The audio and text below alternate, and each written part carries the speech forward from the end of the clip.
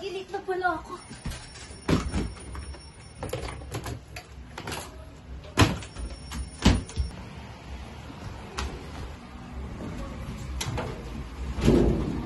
A few minutes later.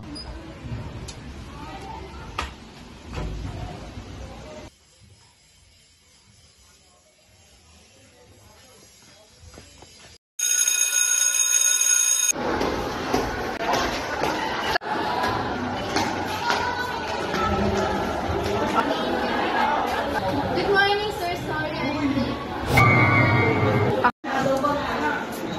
Bakit ka late? Napuyat ako kagabi. Magkakaroon tayo ng attending and attending sa computer. Sana practice niyo sa inyong gahay. Miss, paano yan? Wala kami busy. Kaya tayo pwede ba kayo na naman? May easy kami sa bahay, pwede naman tayo mag-practice. Sige, wala lang. A week later. Sino ba yan? Sino yan? Sino ba yan? Gusto naman, ay sumagot. Parang walang bibig.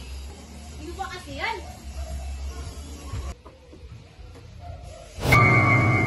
Ano ka? Yan. Sino ba yan?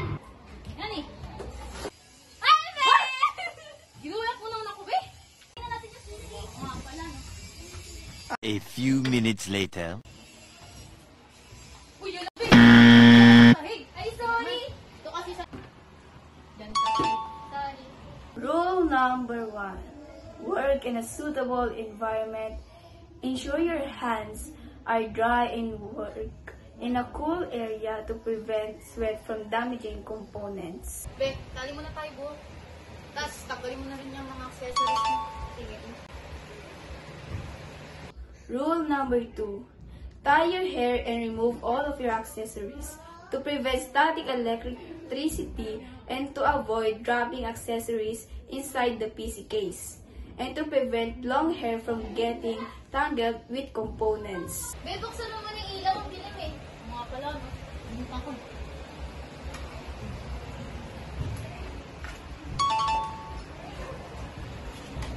Eh, bakit hindi ka naman yung ulit? Ha? Buksan ko yun ah. Nalang, sabi ko buksan yun. Dali lang naman kasi. Number 3.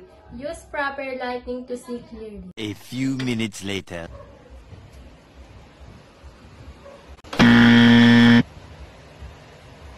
Hoy, ano yan? Bakit chilyo? Ano ba dapat? Screwdriver. Screw yan, di ba? Sorry naman. Asa yung screw? Andun, no? Ano nga? Ah.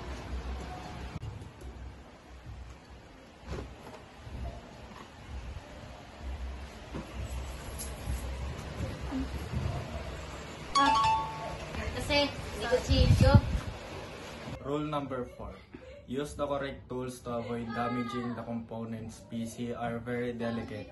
Using the wrong tool like a knife or a wrong type of screwdriver can scratch, bend, or break the parts. Parang nakuryente ako. Discharge ka muna kasi ng electricity sa katawan eh. Tara.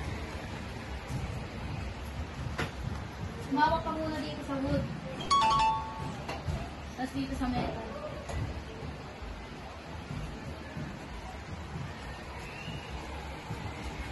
Tara na.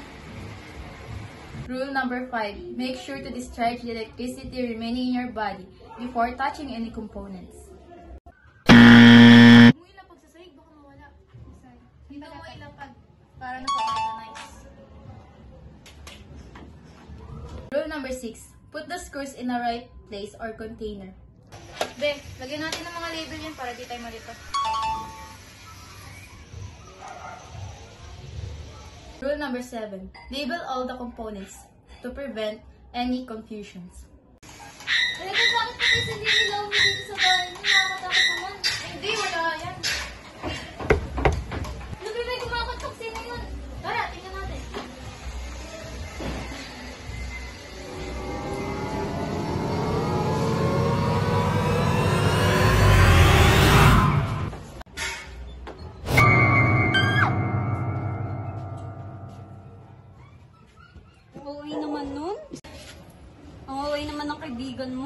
Okay lang yan, tara, kain na tayo.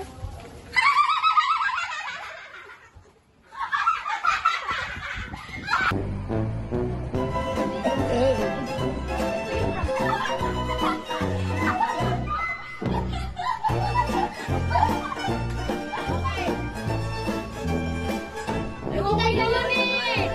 Yun nga, yung babay kasi nagpapataliki.